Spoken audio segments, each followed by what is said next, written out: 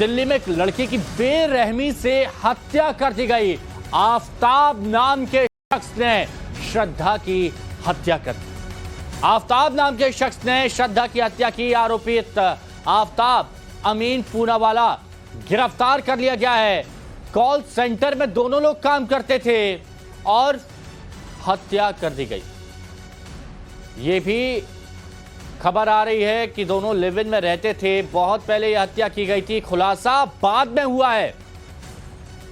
आफताब और श्रद्धा live in में रहा करते थे। बहुत पहले आफताब ने श्रद्धा की हत्या कर दी, लेकिन अब इस मामले का खुलासा हुआ। कई महीने बीत गए थे, ऐसी खबर है। अभिषेक हमारे सहयोगी हमारे साथ जुड़े हुए हैं। अभिषेक, जरा ये बताइए, ये मामला क्या है आफताब और श्रद्धा का? देखिए, बिल्कुल आफताब और श्रद्धा जो है दोनों एक ही कॉल सेंटर में काम करते थे और ये मुंबई के पालघर जो है वहां के रहने वाली जो पीड़ित है ये वहां पे रहती थी। और उसके बाद इन दोनों की मुलाकात हुई। कॉल सेंटर में काम करते थे, दोनों के बीच में दोस्ती हुई और उसके बाद इनके परिवार वालों को ये दोस्ती नामंजूर थी। इसके कारण ये भाग के दिल्ली आए और दिल्ली के किराए के मकान में ये लोग रहने लगे।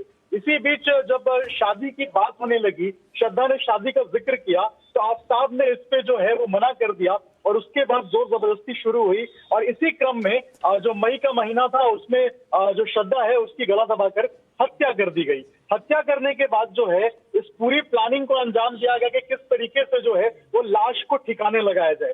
इसके लिए लाश के बाकायदा टुकड़े किए गए। अलग अलग दिनों में जो है वो लाश को फेंका गया। मेहरौली के जंगल में जो लाश है उनके टुकड़ों को ले जाया जाता था और उसके बाद जब जो बदबू आती थी उस बदबू को छुपाने के लिए जो है वो इंतजाम किया गया था एक बड़े फ्रिज का। और इसी बड़े फ्रिज के अंदर आफताब लाश को रखता था और धीरे धीरे करके जो लाश है उनके टुकड़ों को जंगलों में ले जाकर फेंकता था। जब उसको इस पूरे मामले की खबर लगी, इन्वेस्टिगेशन चालू हुई, तब ये पूरा का पूरा जो है अब जाके मामला खुला है। जो पीड़ित हैं उनके जो पिताजी हैं, परिवार वाले हैं, उन्होंने जब बातचीत नहीं हो रही थी पीड़िता से, श्रद्धा से, तब इस बात की शिकायत पुलिस से की थी। मिसिंग कंप्लेंट रजिस्टर्ड हुई थी, उसके बाद एफआईआर हुई थी। और जब पुलिस ने इस पूरे मामले की पड़ताल की तो 5 महीने बाद इस पूरे मामले का खुलासा हुआ है। बेहद दर्दनाक मामला है। और देखिए, जो शव के हैं वो उसके टुकड़े टुकड़े करके जो है उसको मेहरौली के जंगलों में फेंका गया था और अब जाके आफताब को गिरफ्तार किया है पुलिस ने। और भी कई जानकारियां अभी जो है अभिषेक, विभत्स और जघन्य अपराध की श्रेणी में ये आता है। मैं ये जानना चाहता हूं अभिषेक, उस मकान मालिक पर पुलिस क्या एक्शन लेगी जिन्होंने इन दोनों को रहने के लिए घर दिया था? क्योंकि आप पुलिस वेरिफिकेशन कराते हैं, मई में इस वारदात को अंजाम दिया गया, नवंबर हो गया, यानी कुल मिला के 6 महीने होने को आए और वहां पर मकान मालिक को लगा नहीं कि एक शख्स रहता है वहां पर और एक जो उसके साथ में लड़की रहती है वहां से गायब है। धीरे धीरे उसकी बॉडी को अलग जगह पहुंचा दिया गया और किसी को खबर तक नहीं लगी। देखिए, निश्चित तौर पे जिस तरीके का अपराध है और जिस श्रेणी में ये अपराध आता है, ये अपने आप में जो है वो मानसिकता को दर्शाता है कि किस तरीके से जो असामाजिक तत्व हैं वो कितनी बर्बरता के साथ हत्या कर सकते हैं।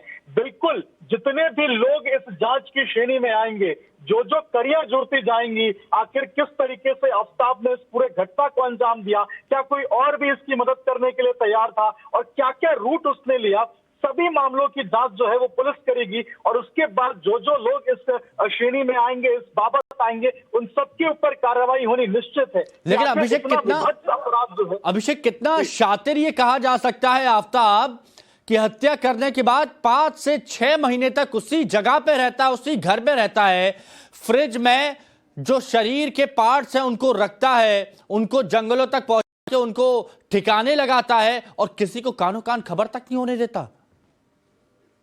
देखिए, निश्चित तौर पे ये एक आपराधिक मानसिकता है आफ्ताब की जो दिखाई देती है। और जो बदबू आ रही थी, देखिए अमूमन जब शरीर जब डिकम्पोज होता है मरने के बाद तो एक बदबू आती है। उस बदबू को बचाने के लिए जो है ये फ्रिज रखता था, बड़ा फ्रिज खरीदा था इसने बाकायदा और उसमें बॉडीज को रखता था। सूत्रों के हवाले से ये भी खबर आ रही है कि एक शेफ था और एक बड़े होटल में काम करता था, वहीं से इसे चॉपिंग जो है काटने की जो तरीका है उसको वहां से इसने बॉडी काटने को अंजाम दिया। और उसके बाद जो है उसी टेक्निक को यहाँ पे अंजाम देता था, टुकड़े करता था शवों को, उसके बाद फ्रिज में रखता था और उसके बाद इस शव को जो है वो रात में महरौली के जंगलों में फेंकता था पॉलिथीन में डाल के, ताकि जो जानवर हैं, जो कीड़े मकोड़े हैं, वो उस बॉडी को खा जाएं और किसी को कानो कान इस बात की खबर ना हो कि आखिर श्रद्धा कहाँ गई, श्रद्धा का क्या हुआ और श्रद्धा को किसने मारा। जी बिल्कुल, ये बात यहां पर कही जा सकती है और अपने आप में चौंकाने वाला मामला है कि पहले आप प्यार करते हैं, प्यार के जाल में फंसाते हैं, फिर लिव इन में रहते हैं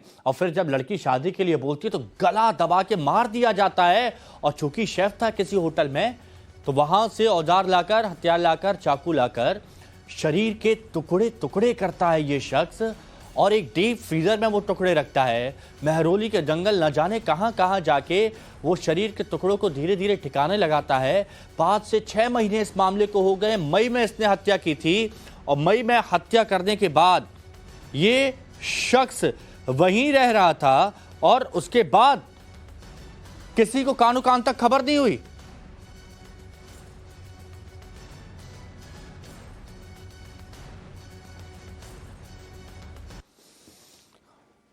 और आज ज्ञानवापी पर अहम फैसला आना है।